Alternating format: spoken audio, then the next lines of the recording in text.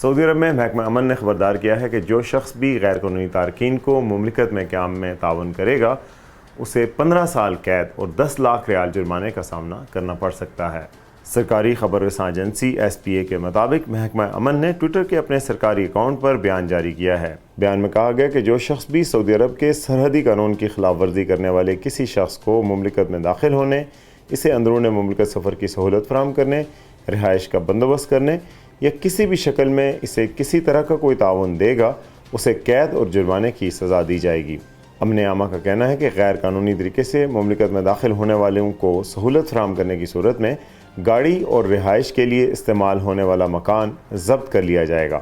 خلاف ورزی کے ذمہ دار کی مقامی میڈیا پر تشہیر بھی کی جائے گی۔